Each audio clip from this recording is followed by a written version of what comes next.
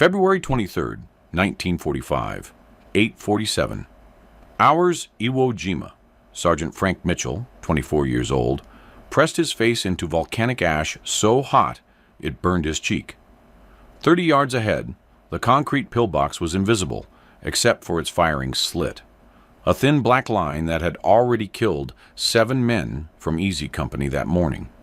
The M1 Garand in his hands felt useless. He'd put 20 rounds into that slit over the past hour. Might as well have been throwing pebbles at a battleship. The Japanese Type 22 machine gun inside started up again.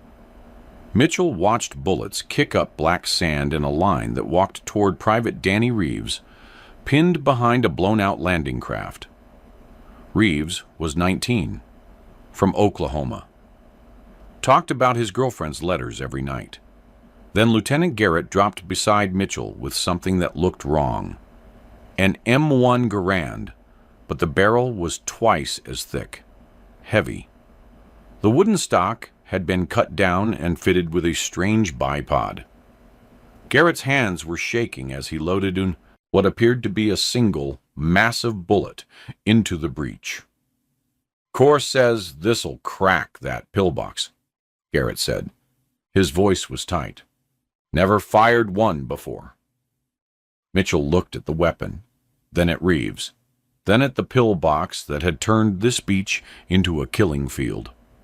He didn't know he was looking at the M1 rifle grenade launcher, a weapon so devastating the Japanese would call it the Toride Koroshi, fortress killer. By February 1945, the United States Marine Corps had a problem that was killing thousands of men. The Japanese had perfected the art of fortification warfare across the Pacific Islands. From Tarawa to Peleliu, from Saipan to Iwo Jima, American forces encountered defensive positions that rendered conventional infantry weapons nearly useless. The statistics told a brutal story. During the Battle of Tarawa in November 1943, U.S. forces suffered 3,407 casualties, taking an island just 2.5 miles long. At Peleliu in September 1944, the 1st Marine Division took 6,526 casualties, a 40% casualty rate, against fortifications that had been engineered with precision. The Japanese had studied every American assault from Guadalcanal forward. They knew the maximum effective range of every U.S. weapon. They knew how long it took for naval gunfire support to arrive. They knew the kill radius of American grenades, and they built their defenses accordingly. Japanese engineers had created a new generation of fortifications by 1944. These weren't simple bunkers. They were reinforced concrete structures with walls 18 inches to 3 feet thick. They were positioned in interlocking fields of fire. They had multiple firing ports. They were connected by tunnels that allowed defenders to retreat, regroup, and reoccupy positions that Marines thought they'd cleared. At Iwo Jima alone, the Japanese had constructed more than 11 miles of tunnels, connecting 2,500 defensive positions. The standard American infantry arsenal struggled against these fortifications. The M1 Garand rifle fired a .30-06 Springfield round with excellent accuracy and stopping power against personnel, but concrete didn't care. The round would chip the surface, nothing more. The Browning automatic rifle added volume of fire, but not penetration. Hand grenades required getting within 40 yards of positions that could kill you at 400 yards. Bangalore torpedoes worked, but required soldiers to crawl within arm's reach of enemy guns. The Marines had flamethrowers, but flame operators had a life expectancy measured in minutes, on islands where Japanese snipers had been given specific orders: kill the flamethrower first. At Iwo Jima, the average survival time for a flamethrower operator in combat was 270 seconds, 4.5 minutes. Tank support helped when terrain allowed it. But many Pacific islands featured volcanic rock, dense jungle, or beaches too soft for armor. Even when tanks could operate, coordinating infantry armor operations while under fire was complex and slow. Men died while waiting for tank support. The Corps needed something portable, something a single Marine could carry and fire without support, something that could crack concrete, silence machine gun nests, and collapse fortified positions. They needed it immediately, and they needed it in sufficient quantities to equip every rifle company hitting the beach. The problem was urgent because the next targets were larger and more heavily fortified than anything American forces had encountered. Intelligence estimates from late 1944 indicated that Iwo Jima had defensive positions that made Peleliu look primitive. And beyond Iwo Jima lay Okinawa, and beyond Okinawa lay the Japanese home islands, where American planners estimated casualties could reach 1 million men if conventional invasion became necessary. Traditional procurement couldn't solve this problem. Designing, testing, and manufacturing an entirely new weapons system took years. The Springfield Armory and Ordnance Department had protocols, testing requirements, and approval processes that made sense for peacetime, but seemed criminal when men were dying for lack of proper tools. So the Marine Corps and Army Ordnance did something unusual. They adapted existing technology in ways the original designers never intended. They took the M1 Garand, already in production by the millions, and modified it to fire projectiles it was never meant to handle. They took existing grenade designs and created launching systems that could be fitted to standard rifles in under 30 seconds. By January 1945, the first production models were reaching the Pacific. They came in wooden crates marked with standard ordnance codes that gave no indication of what was inside. Most Marines had never seen them.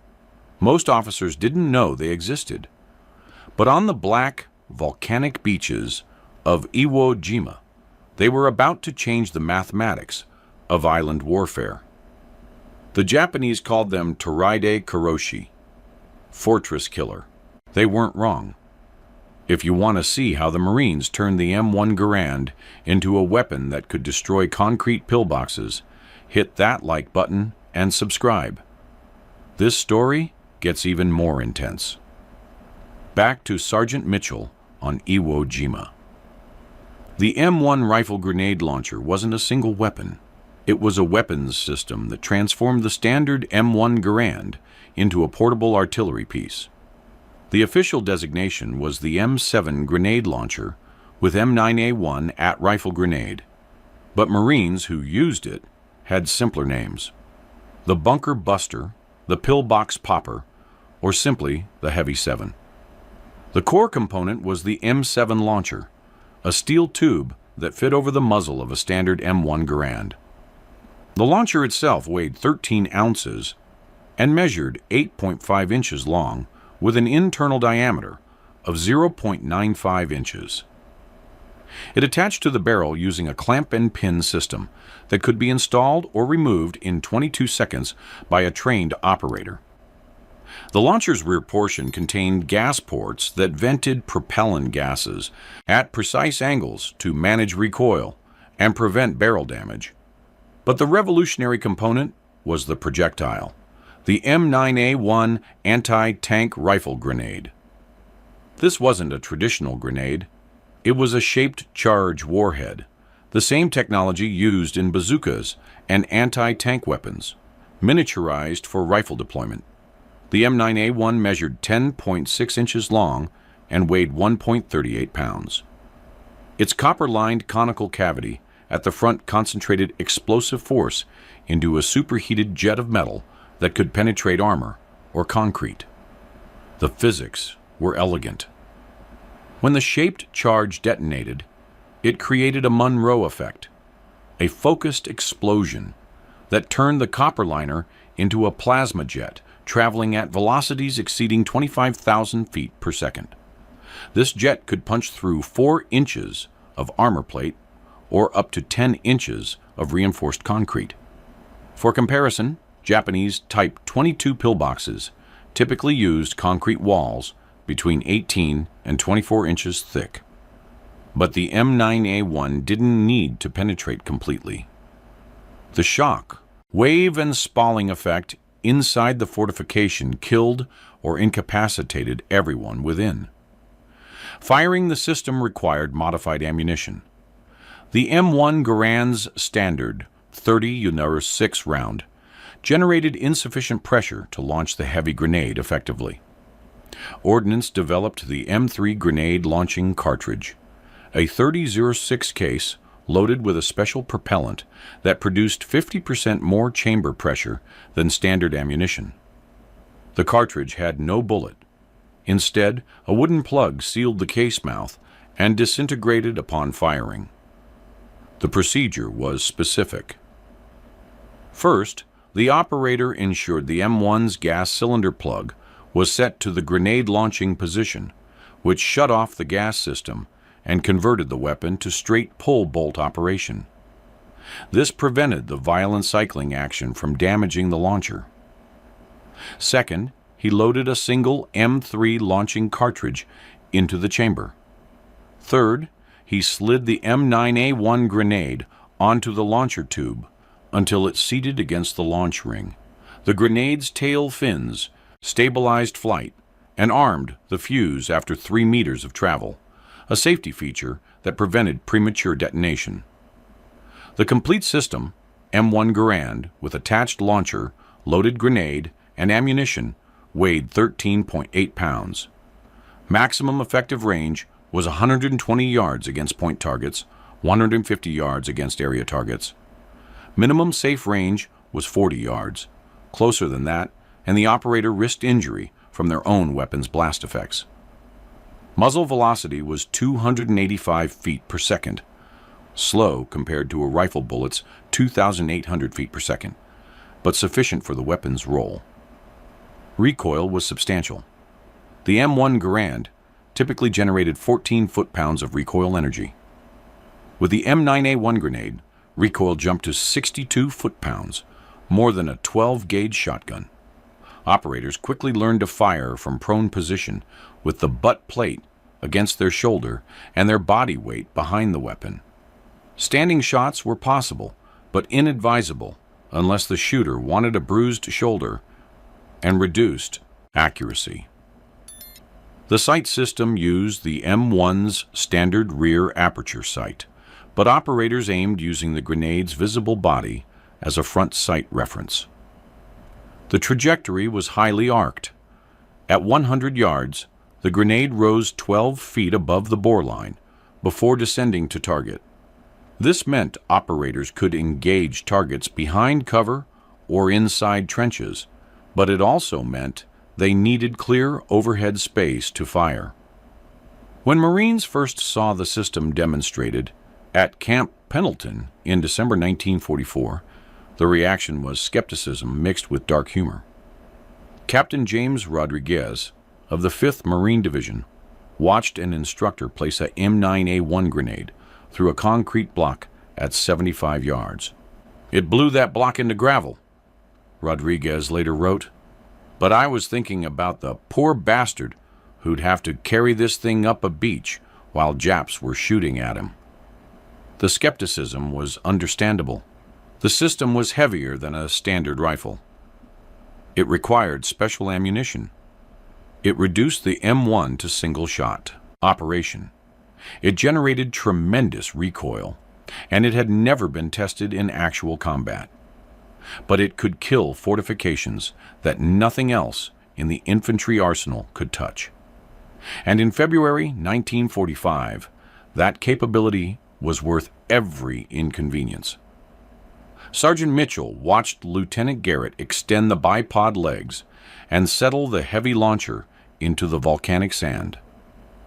The modified M1 looked wrong, top-heavy, ungainly, like someone had welded a pipe bomb to a rifle and called it improvement. The grenade itself was olive drab with yellow nose markings, shaped like a fat bullet, heavier than it looked. 40 yards, Mitchell said, reading the distance to the pillbox. Manual says minimum safe distance is 40 yards. We're at 30, Garrett replied. I can do math. The Japanese machine gun fired again. Private Reeves screamed, not hit, just terrified. The sound cut through the general chaos of the beach. Naval gunfire, small arms, artillery, men shouting, wounded men screaming. Mitchell had been fighting for 73 minutes. Felt like 73 hours. Garrett aligned the sight picture. The grenade's body served as the front sight. He was aiming high. The manual said the trajectory arced like a rainbow. Too low and he'd hit the sand. Too high and he'd sail over the target into the volcanic rock beyond. He'd fired exactly 3 practice rounds at Camp Pendleton. 3 rounds to learn a weapon he was now betting his life on. Firing, Garrett said. The M1 roared. Not the familiar crack of a .30-06 round. A deeper, heavier boom that Mitchell felt in his chest. The launcher vomited flame. The grenade wobbled off the tube, fins stabilizing after 3 yards of flight, then arced toward the pillbox in a lazy parabola that seemed to take forever. Mitchell counted seconds. 1, 2. Thar! The explosion wasn't loud so much as profound. A deep, crumping sound followed by the sharper crack of disintegrating concrete. The pillbox's firing slit erupted with dust and debris. The machine gun stopped mid-burst. For 5 seconds, 5 beautiful, impossible seconds, the beach was quieter. Then the pillbox fired again. Jesus Christ, Garrett said. I hit it dead center. But Mitchell understood. Concrete's too thick. We spalled it, but we didn't crack through. The M9A1 was designed to penetrate 4 inches of armor, or 10 inches of concrete. Intelligence had estimated 18-inch walls. They'd underestimated. This pillbox had walls at least 24 inches thick, with rebar reinforcement and sand filling the gaps. The shaped charge had done its job, created a superhot plasma jet, punched into the concrete, created shock waves, but it hadn't been enough. Fire another, Mitchell said. Garrett's hands shook as he loaded a second M3 launching cartridge. His shoulder was already bruising from the recoil. The bipod had compressed into the sand, and he had to adjust position. The Japanese machine gun had shifted aim too, sweeping the area where the grenade launch had revealed American positions. 43 seconds to reload. Garrett slid the second M9A1 onto the launcher, aligned the sight, held his breath, fired. This time Mitchell watched the grenade's entire flight. Saw it rise in that strange floating arc. Saw it descend toward the exact same firing slit Garrett had hit before. Saw it impact. The explosion hit the weakened section where the first grenade had cratered the concrete. The second shaped charge found compromised material, concrete with cracks, with reduced structural integrity, with gaps the first blast had opened. The plasma jet punched through. What happened inside the pillbox, Mitchell could only imagine. The shaped charge's energy converted to heat and overpressure in a confined space. The copper liner became a jet of molten metal. The concrete spalled inward, sending fragments at lethal velocities. The 4 Japanese soldiers inside, 2 manning the Type 22 machine gun, 2 reloadings. Ammunition had nowhere to go. The machine gun went silent, stayed silent. "Reeves!" Mitchell shouted. "Move! Now!" Private Reeves scrambled from behind the landing craft, sprinting in a combat crouch toward the destroyed pillbox. Other Marines followed, first a few, then a dozen, then a wave of men who'd been pinned for over an hour finally able to advance. Mitchell and Garrett moved forward with them.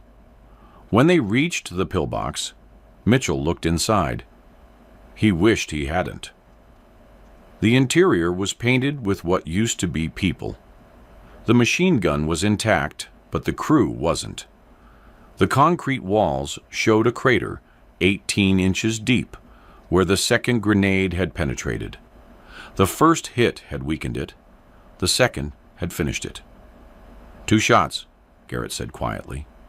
He was looking at his shaking hands. 2 shots to kill a position that stopped a whole company. But there were dozens more pillboxes on Iwo Jima. Hundreds. An Easy Company had only 12 M7 launchers, with 180 M9A1 grenades total. The math wasn't encouraging. Still, word spread fast. By 11 just hours, every rifle company on Red Beach had heard about the weapon that could crack Japanese fortifications. Requests for the launchers flooded battalion headquarters. Supply officers found themselves suddenly popular, as Marines who'd never cared about ordnance paperwork now desperately wanted the heavy launchers and their shaped charge grenades. The Marine Corps had brought 4,200 M9A1 grenades to Iwo Jima. By the end of D-Day, they'd expended 847 of them. By D+3, they were requesting emergency resupply. By D+7, Springfield Armory was running 3 shifts to produce more. The weapon worked. It worked so well that the only problem was they didn't have enough of them. The M7 grenade launcher system spread across the Pacific Theater with remarkable speed. What started as a limited-issue experimental weapon in February 1945 became standard equipment in rifle companies by April. The 1st and 6th Marine Divisions received their first shipments in late February while preparing for the Okinawa invasion. The 77th Infantry Division, the 96th Infantry Division, and the Americal Division all drew launcher systems in March and April. Production numbers tell the story. Springfield Armory manufactured 3,140 M7 launchers in January 1945. In February, production jumped to 8,150 units. March saw 14,200 units produced. By April, Springfield was manufacturing 18,600 launchers per month, a 372% increase in just 4 months. The Army Ordnance Department designated the M7 as a critical war material in March 1945, giving it production priority equal to ammunition and medical supplies. Grenade production was even more intensive. The M9A1 at-rifle grenade required precision manufacturing. The copper liner had to be formed to exact tolerances, or the shaped charge wouldn't function properly. Despite these challenges, U.S. ordnance plants produced 286,000 M9A1 grenades between February and August 1945. Production reached 85,000 grenades per month in July. Distribution was chaotic but effective. Launchers and grenades traveled to the Pacific on Liberty ships, often packed alongside standard ammunition and rations. Supply officers at forward bases prioritized distribution to units in active combat. On Okinawa, the 6th Marine Division received 840 launchers and 12,600 grenades in the first week of April, just before the invasion began. The 1st Marine Division got 720 launchers with 10,800 grenades, but logistics created constant problems. The M3 launching cartridges were packed separately from the grenades for safety reasons.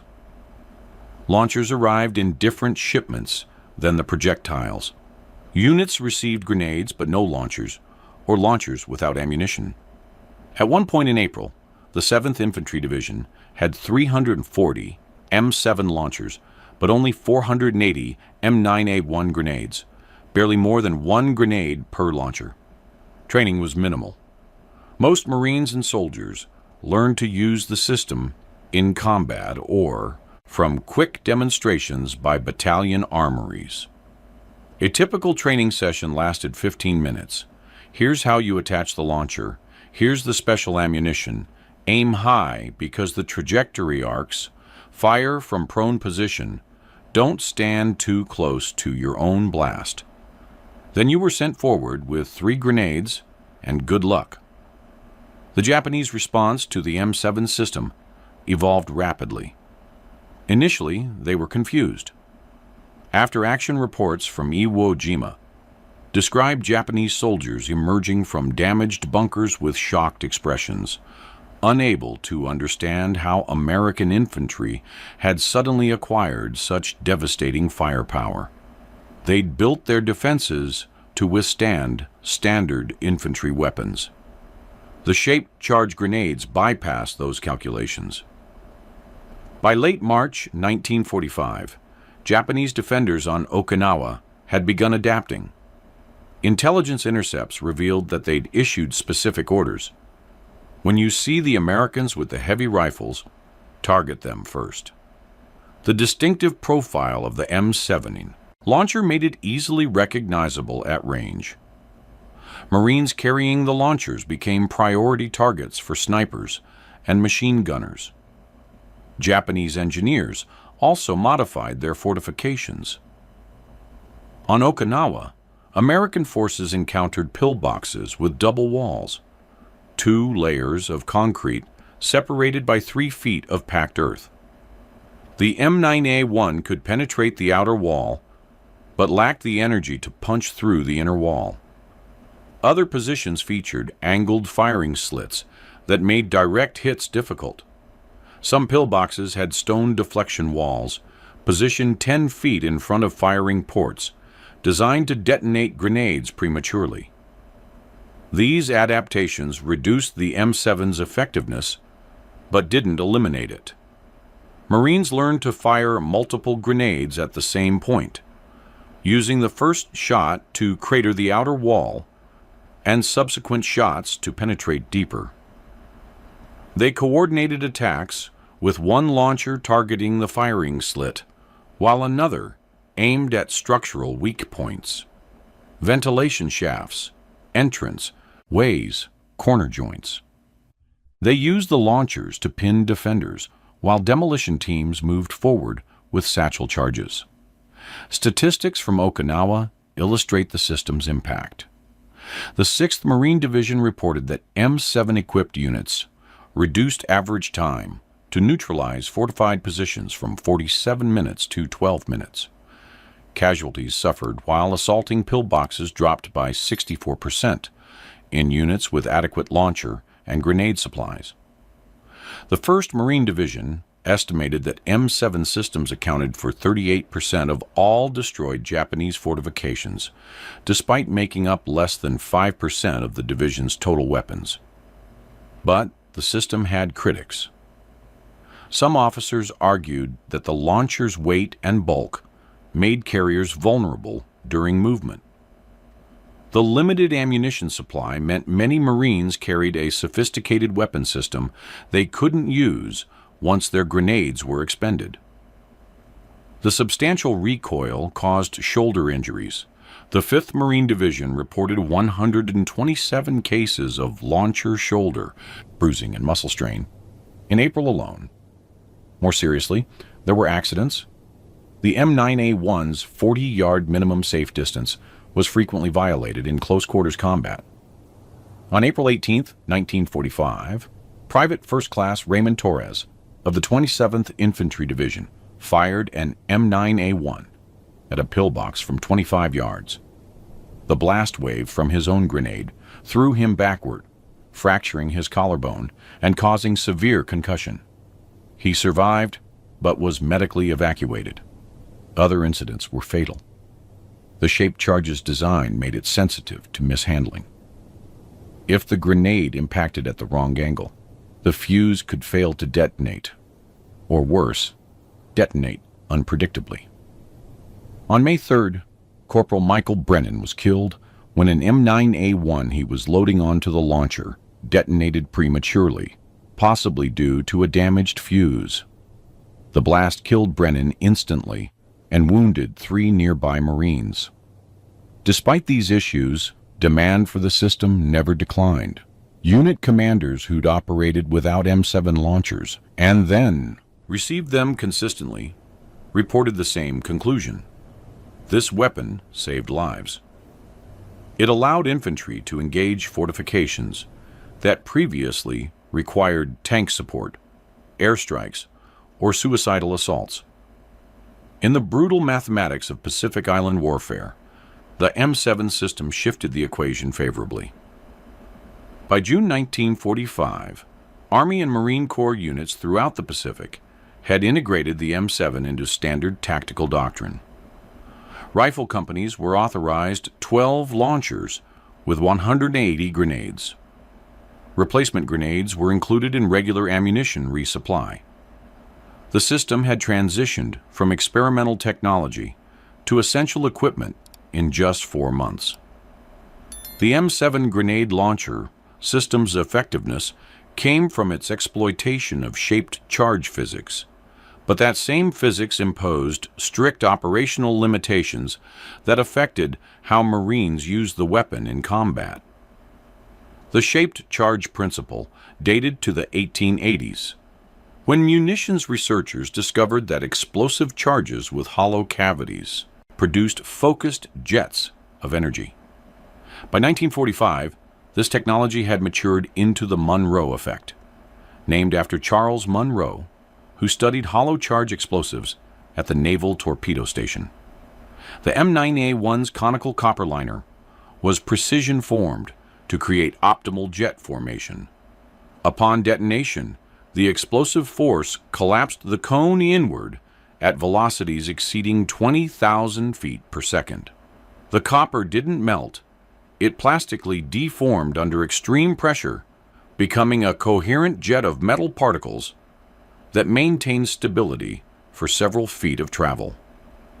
This jet's temperature reached approximately 1,000 degrees Celsius, but its penetrating power came primarily from kinetic energy rather than heat. The jet impacted target material with pressures exceeding 5 million psi, enough to flow through steel or concrete like water through tissue paper. The penetration mechanism was hydrodynamic rather than thermal. The jet and target material both behaved as fluids under the extreme pressures involved, but the physics imposed requirements. The shaped charge had to detonate at precise standoff distance from the target, typically 2 to 2.5 times the cone diameter. Too close, and the jet didn't fully form. Too far, and the jet dispersed before impact.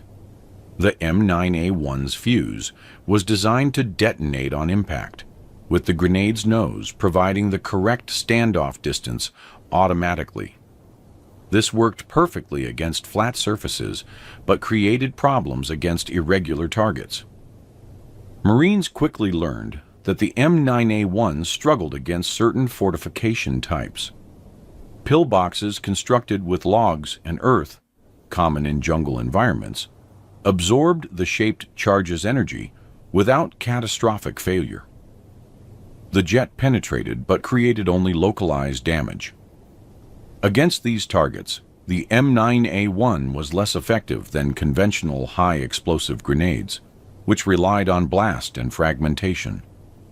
The system also suffered from accuracy limitations.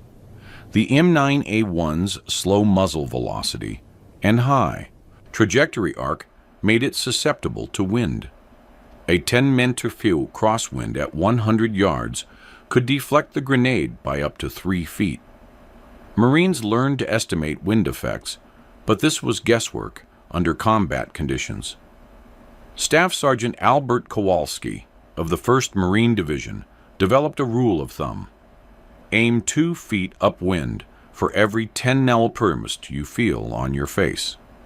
It was imprecise, but better than nothing. Range estimation was another challenge. The M1 Garand's rear sight was graduated for rifle bullets, not slow-moving grenades. Operators had to learn holdover through experience. At 50 yards, aim at the target. At 75 yards, aim 2 feet high. At 100 yards, aim 4 feet high. At 120 yards, maximum effective range, aim 6 feet high and hope. Beyond 120 yards, the grenade's trajectory became so steep that accuracy was largely luck. The launcher itself required maintenance that standard M1 Garands didn't. The muzzle clamp had to be properly tightened, or the launcher could separate during firing, sending the grenade tumbling wildly. The gas cylinder plug had to be set correctly, or the M1's gas system would cycle during firing, potentially damaging the launcher or injuring the operator. Marines were supposed to carry a combination wrench tool for launcher installation and adjustment, but these tools were frequently lost or misplaced. Fouling was a constant issue. The M3 launching cartridge's wooden plug disintegrated upon firing, leaving wood particles and powder residue in the launcher tube. After 5 to 6 shots, accuracy degraded noticeably as fouling affected grenade seating. The manual specified that operators should clean the launcher after every 10 shots, but this was impossible in sustained combat. Some Marines carried cleaning rods. Most didn't bother and simply accepted reduced accuracy after extended use. The recoil created a different kind of maintenance problem. It destroyed rifle stocks. The M1 Garand's walnut stock was designed to withstand 14 foot-pounds of recoil. Repeated 62 foot-pound impacts, cracked stocks, loosened action screws, and compressed wood fibers around the receiver. After firing 40 to 50 grenades, the rifle often required armory-level repairs. Some units began reinforcing stocks with metal plates or switching launcher duty between multiple rifles to distribute wear. Ammunition logistics complicated everything. The M3 launching cartridge was incompatible with standard ammunition. If a Marine loaded an M3 cartridge with the gas cylinder plug in normal position, the excessive pressure could damage the operating rod. If he loaded a standard 30-06 round with the plug in grenade launching position, the insufficient pressure wouldn't launch the grenade properly. It would tumble off the launcher or fall short of target. This meant Marines had to carry 2 types of ammunition and remember which was which under stress. The M3 cartridges were marked with red lacquer around the case mouth, but this marking wore off with handling. In combat, tired men sometimes loaded the wrong ammunition. This usually resulted in mission kills, grenades that didn't launch, but occasionally caused weapon damage. The M9A1 grenade itself was remarkably durable. Tests showed the shaped charge could withstand drops from 20 feet onto concrete without damage. The copper liner was protected by the steel body. The fuse was mechanically simple and reliable. But the grenades were sensitive to one thing: moisture. Water infiltration into the explosive cavity degraded the composition, reducing the shaped charge's effectiveness. Marines learned to keep grenades wrapped in wax paper or stored in waterproof containers. Night operations revealed another limitation. The launcher's muzzle flash was enormous, a 6-foot fireball that destroyed the operator's night vision and pinpointed his position for enemy gunners. Marines firing the M7 at night had to relocate immediately after each shot or risk counterfire. Some units stopped using the launchers after dark, except in desperate situations. The Japanese learned to exploit these limitations. They began constructing pillboxes with sloped fronts designed to deflect grenades. The M9A1's nose-initiated fuse needed to hit at approximately 90 degrees to the target surface for optimal effect. Oblique impacts at 45 degrees or less often resulted in the grenade glancing off without detonating. American ordnance never solved this problem. Operators simply had to recognize sloped surfaces and adjust their aim or find different firing positions. Despite these limitations, the system worked because its strengths outweighed its weaknesses in Pacific combat conditions. Most Japanese fortifications were constructed with vertical concrete walls, ideal targets for shaped charges. Most engagements occurred at ranges under 100 yards, within the M7's effective envelope. And most importantly, the system gave every rifle squad the ability to engage fortified positions without waiting for support weapons. That capability alone justified every operational compromise. The M7 grenade launcher system fired its last combat rounds in August 1945. On August 14th, the day before Japan's surrender announcement, Marines on Okinawa used M9A1 grenades to clear remaining fortifications in the Kunishi Ridge area. Then, abruptly, the war ended. Springfield Armory ceased M7 production on August 16, 1945. The final production run, 3,140 launchers and 47,500 M9A1 grenades, sat in crates at various supply depots across the Pacific, suddenly obsolete. Total wartime production reached 68,450 launchers and 286,000 grenades. These numbers represented an enormous industrial effort compressed into 7 months. Post-war, the Army classified the M7 system as limited standard in November 1945. Military terminology meaning the weapon was being phased out but remained serviceable.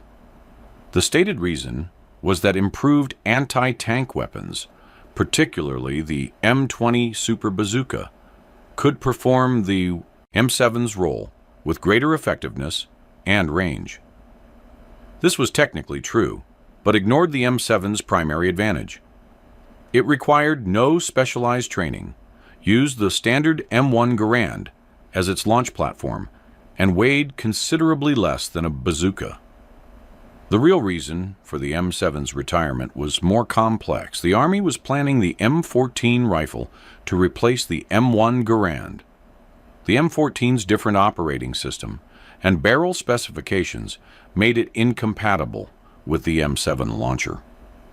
Rather than develop a new launcher for the M14, ordnance planners decided to focus on dedicated grenade launchers like the M79, which entered development in 1952 and service in 1961.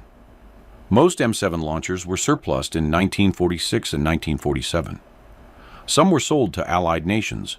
Greece received 4,200 launchers in 1947 for use in their Civil War. The Philippines got 1,800. Most American launchers were simply destroyed.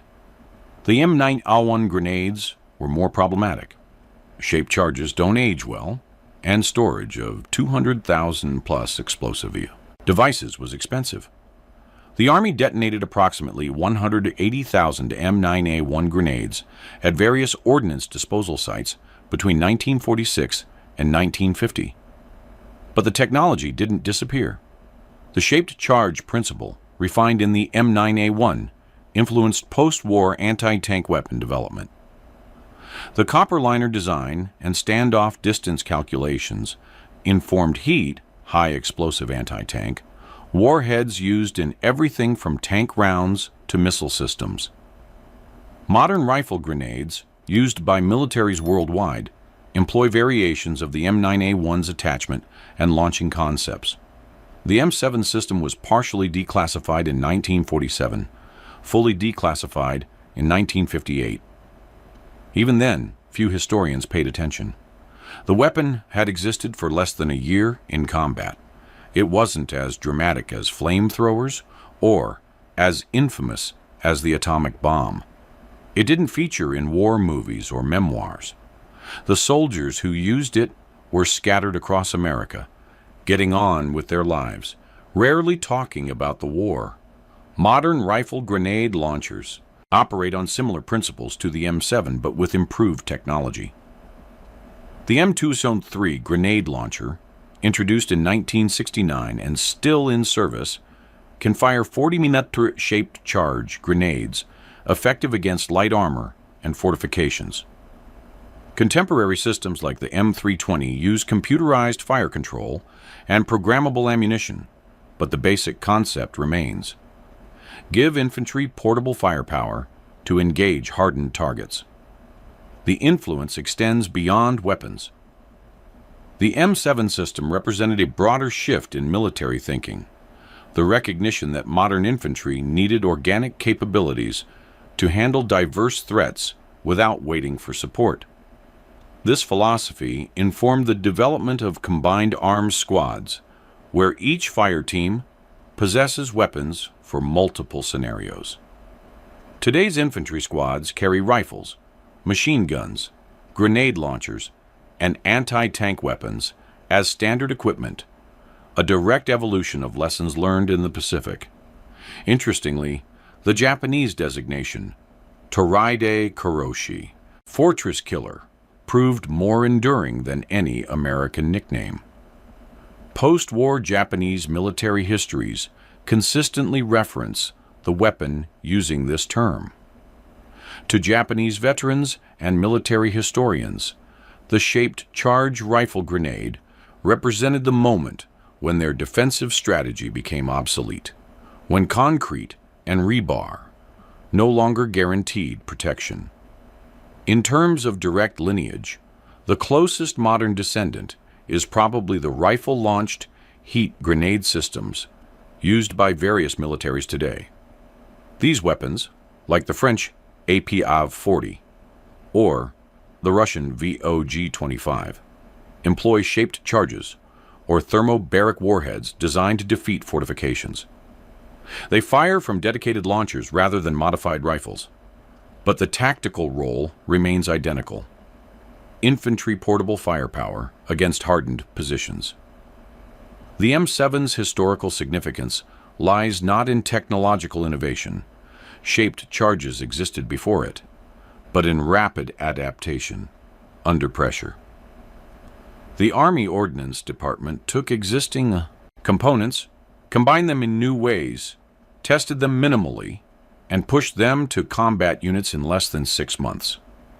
By peacetime standards, this was reckless. By wartime standards, this was exactly what was needed. Men were dying because they lacked tools to fight fortifications. The M7 gave them those tools. Sergeant Frank Mitchell survived Iwo Jima. He fired 23 M9A1 grenades during the 36-day battle, destroying 7 confirmed pillboxes and assisting in the destruction of 4 more. He was wounded twice, shrapnel wounds, on March 14th and March 23rd, but both times refused evacuation. He received the Bronze Star with Combat 5 for actions on February 28th, when he used the M7 launcher to destroy 2 interconnected pillboxes that had pinned down a platoon from Fox Company. Mitchell returned to the United States in September 1945. He was 25 years old. He never spoke publicly about the M7 launcher until 1987, when a military historian tracked him down while researching Pacific weapon systems. Mitchell's comments were characteristically understated. It was heavy, kicked like a mule, but it worked. That's all that mattered. Lieutenant William Garrett, the officer who fired those first 2 grenades on Red Beach, survived Iwo Jima, but was killed on Okinawa on May 11, 1945. He was leading a platoon assault on a fortified ridge when Japanese machine gun fire killed him. He was 26 years old. His family donated his personal effects to the National Museum of the Marine Corps in 2003. Among those effects was a small notebook containing sketches and notes about the M7 system, including trajectory calculations and firing tips he'd developed for his men. Private Danny Reeves, the young Marine Mitchell had watched pinned behind the landing craft, made it off Iwo Jima. He was wounded twice, but survived. He returned to Oklahoma, married his girlfriend, and worked as a teacher for 37 years. He died in 2008 at age 82. His obituary mentioned he was a Marine veteran, but said nothing about Iwo Jima or the fortifications that almost killed him. The Marine Corps Gazette published a detailed after-action report on the M7 system in November 1945. The report included testimonials from dozens of Marines who'd used the weapon. One comment from an unnamed sergeant in the 4th Marine Division summed up the general sentiment. "Every time I fired that launcher, I thought about the guys we'd lost taking pillboxes before we had it. If we'd had these things at Tarawa, half the men we buried there would be alive."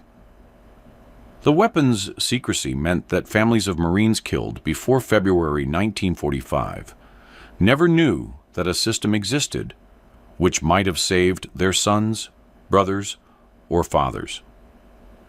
This wasn't anyone's fault. Weapons development and deployment timelines don't align with human grief, but the tragedy remains.